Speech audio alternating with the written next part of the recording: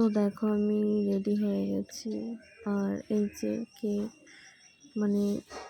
যেখানে যাওয়ার জন্য রেডি হয়েছি, আমার বান্ধবীর বার্থডে, তাই আমরা এখন যাব ওর বাড়ি। তো চলে এসেছি, এখন বাজে